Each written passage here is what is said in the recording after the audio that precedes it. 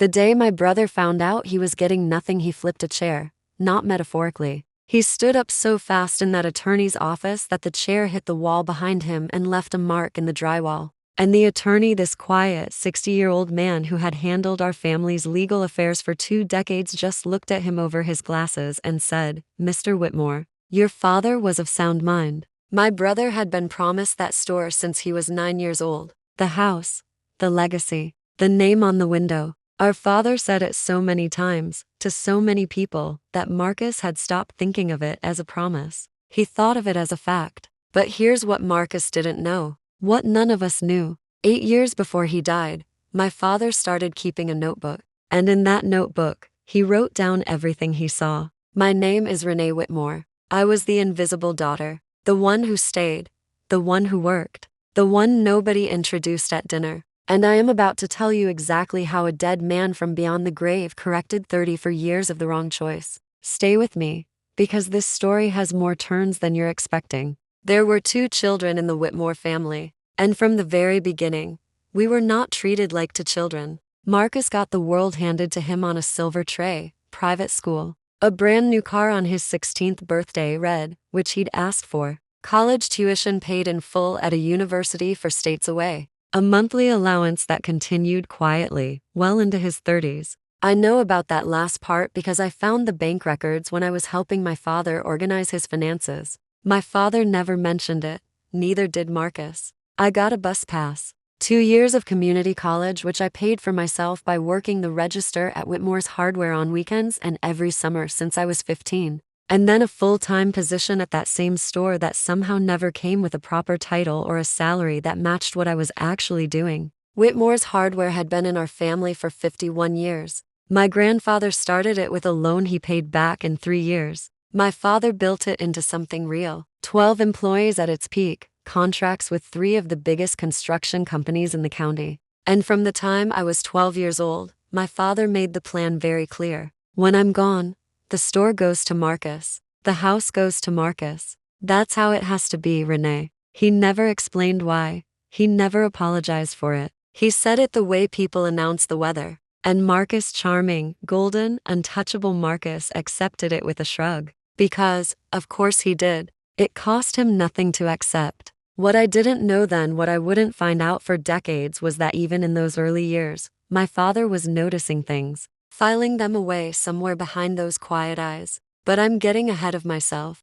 The years move the way years do when you're too busy surviving to count them. Marcus floated through cities: Atlanta, Denver, back to Atlanta. Sales jobs that sounded impressive until they weren't. Apartments, a girlfriend or 2, a lifestyle that somehow always seemed funded but never quite explained. He called on birthdays, most of them. He called on Christmas, when he remembered. Meanwhile, I was at the store 6 days a week. I was driving my father to his cardiologist every Tuesday after I noticed his hands had started shaking. I was the one sitting with him on the porch every Sunday evening, listening to stories about my grandfather I'd already heard 100 times because I understood those stories were the only way he knew how to say he loved me. I wasn't doing it for the inheritance. I need you to understand that. I was doing it because he was my father. And because someone had to. But I'd be lying if I told you it didn't hurt. Every single time Marcus walked through that door, and my father lit up like Christmas morning, while I was standing right there,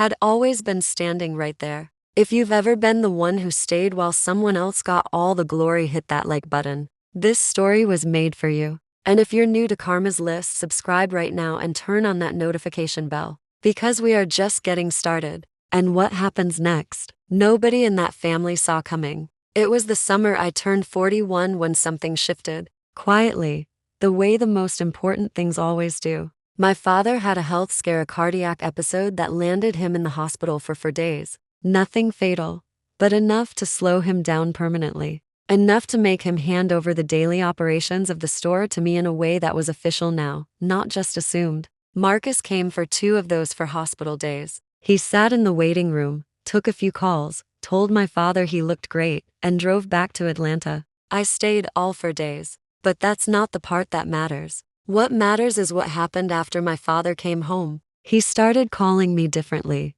Not to give orders. Not to check up on the register. To ask me things. Renee, What do you think about the contractor supply section worth expanding? Renee, that new paint line the rep keeps pushing. Is it actually any good or is he just hitting quota? Renee, if this store were yours, what would you change first? That last question stopped me cold. In 41 years, my father had never once asked me what I would do, only what needed doing. I told him about the contractor accounts I'd been quietly building for 2 years, the supplier I'd renegotiated with while he was recovering, the customer loyalty program I'd drafted on a notepad and never shown anyone because no one had ever asked to see it. He went quiet for so long I thought the call had dropped. Then he said, "You've been running this store for years, haven't you?" Not a question. "Yes, Daddy, I have." He said goodnight and hung up. Now here's the twist I didn't see coming until years later. That same week, my father went to all 7 of his own store, and he bought a $3 black composition notebook. He didn't tell me. He didn't tell anyone. He took it home, put it in the back of his desk drawer behind the insurance files, and he started writing. Every visit Marcus promised and canceled, date, reason given, whether he called or just went silent. Every voicemail my father left that took Marcus 3 days to return. Every time Marcus asked about the business valuation, but never once asked what the doctor said at the last appointment. And then on the other side of those same pages, every Sunday on the porch, every Tuesday at the cardiologist, every time I fixed a problem I didn't create, covered a shift I wasn't scheduled for, or called just to ask how he was sleeping. He wrote it all down, for 8 years. A $3 notebook, recording the truth that nobody was saying out loud. But here's what made my stomach drop when I finally read it. He'd been writing since before the hospital. He started the notebook 2 months before that cardiac episode,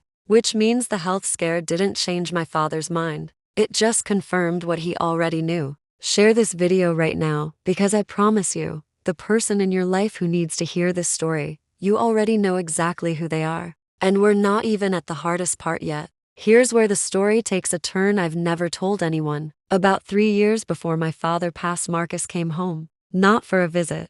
He said he wanted to move back. He showed up with 2 suitcases, a new suit, and a business plan printed and bound in a plastic folder. A rebrand for the store. A new name. Dropping Whitmore's entirely. A small business loan he'd already looked into. Marketing materials. He sat at my father's kitchen table and pitched it like a boardroom presentation. My father listened to every word, nodded, asked questions, said he needed to think about it. Marcus interpreted that as yes. He enrolled in a gym nearby, started telling people around town he was taking over the family business. 3 people came into the store that week and congratulated me on my brother finally coming home to help. I smiled and said thank you. What I didn't know, what I found out much later from the notebook, was that the night after Marcus's presentation, my father sat down and wrote 4 pages. 4 pages about what it felt like to watch his son perform loyalty instead of live it. 4 pages about the difference between a man who studies a business because he wants to own it and a woman who runs a business because she loves what it represents.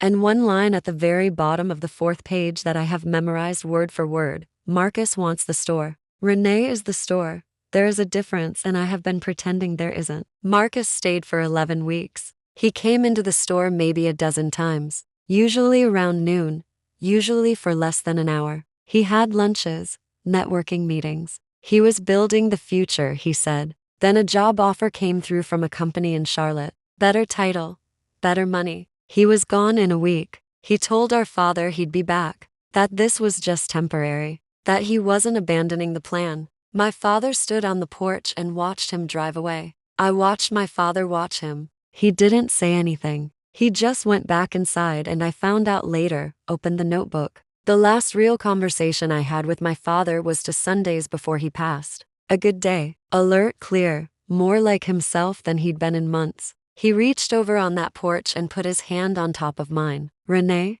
I haven't done right by you. I started to wave it off the way I always did, but he pressed his hand down gently. Let me say it. I haven't done right by you. And I need you to know I know that. I didn't ask what he meant.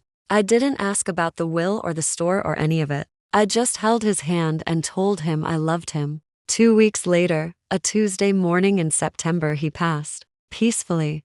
I was holding his hand. Marcus flew in for the funeral, stayed at a hotel downtown, said the drive back and forth to the house was too far. 3 days later, We sat in Mr. Calloway's office. Marcus wore a blazer and was already talking about which contractor he'd call to repaint the store exterior. Don't you dare close this video, because what happened in that room in the next 10 minutes is why your father keeping a notebook for 8 years matters more than you know. Subscribe if you haven't. Turn on that bell. The receipt is about to be read. Mr. Calloway had been our family's attorney for 22 years. He was a careful man, slow, precise. He opened the brown accordion folder, placed it flat on the table, and looked at both of us over his glasses before he said a single word. Marcus leaned forward. I sat still. The last will and testament of Gerald David Whitmore amended and notarized 8 years prior to the date of his passing. Marcus's head came up. 8 years ago? He changed it 8 years ago?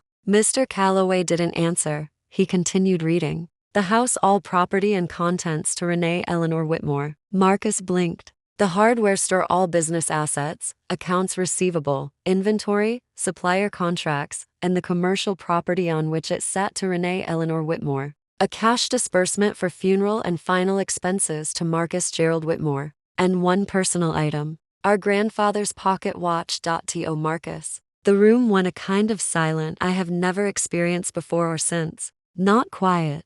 Silent. The kind where you can hear your own heartbeat. Marcus stood up. The chair hit the wall. That is not right. He promised me my entire life. He told me the store, the house, all of it was supposed to be Mr. Whitmore. Mr. Calloway's voice was steady. Your father was of sound mind. This document is valid. It was witnessed and notarized by 2 independent parties. Marcus turned to me. His face was a color I had no name for.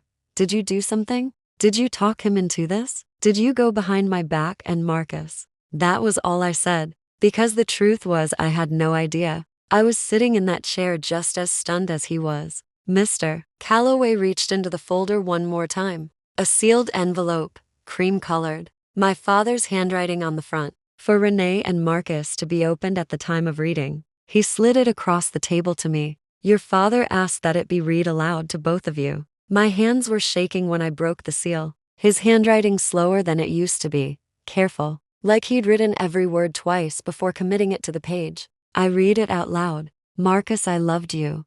That love was real. But I confused loving you with seeing you clearly. And when I finally started seeing clearly, what I saw hurt me in a way I was not prepared for. You asked about the business every time you called. You never once asked about my hands. Renee, you never asked for anything. You showed up before anyone called you. You ran a business with your grandfather's name on it with more care, more dignity, and more love than I ever acknowledged out loud. You sat with me on that porch every Sunday, not because you wanted something from me, but because you didn't want me to be alone. I see now that I spent 30 for years making you invisible, and I spent the last 8 correcting that mistake the only way I knew how. Quietly, the same way you gave everything quietly. This is not a reward. Renee.it is a correction. Marcus, I am leaving you my father's watch. It is the most valuable thing I own, not in dollars. In meaning. Every time you look at it, I want you to ask yourself what time it is,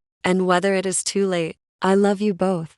Take care of what matters. Dad. Marcus stood at the window for a long moment. He picked up the watch from the table, turned it over once in his hand, and walked out without a word. I sat in that office for a long time after everyone was gone. Mr. Calloway quietly gathered his papers, set a card on the table in front of me, told me to call whenever I was ready, and left me alone. I wasn't celebrating. I wasn't even fully crying, though the tears were there. I was sitting with something I hadn't felt in 30 for years. Being seen. My father couldn't say it to my face while he was living, but he made absolutely certain I heard it before his story was over. He kept a $3 notebook from all 7 of his own store, and in it he kept every receipt.